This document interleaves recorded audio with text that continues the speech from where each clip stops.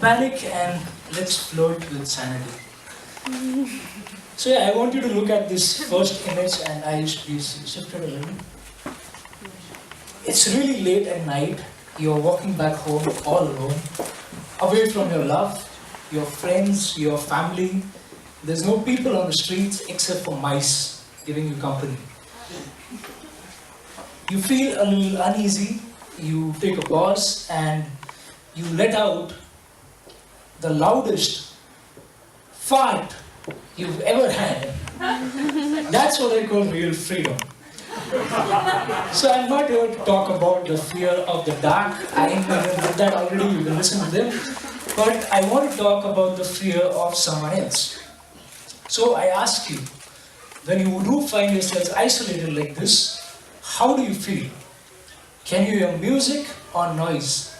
Do you feel content or restless? Does your inner voice laugh or choke? Remember those feelings and remember those answers. Doesn't it feel like you've met a stranger, a ghost perhaps? Who is the real person? The one at a party dancing around chugging beer, or the one over here?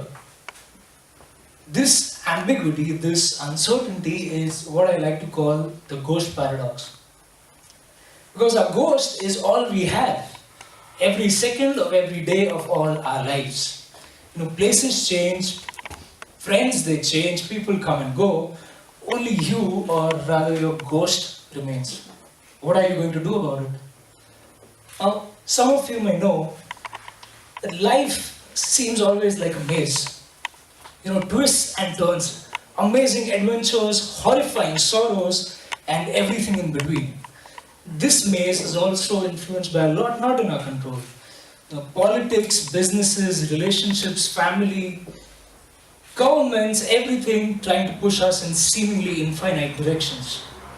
Do we have any sort of control over it? Well, I say we do. And continuing with the Greek theme, some of you may know, the labyrinth comes from Greek mythology and it was used to trap the monster called Minotaur. Half bull, half man. And that's exactly what I think of our modern lives. At the center right there, that's the real creature that we've trapped and silenced over the years. We get one freaking second by ourselves and we keep reaching for our phones, even though we're not sure what the fuck we're looking for. And the moment we do that, we enter this maze of confusion again. But why do we keep running away from ourselves like that? Because in the eyes of many, at the center of the labyrinth, lies the metaphorical devil. There's so much negativity with being alone. But just look at the devil. Look at this horny dude. I mean, literally. He's so chilled out. Always with an amazing grin on his face, a thunderous laughter, and a sense of mischief. So unpredictable, much like we were as kids.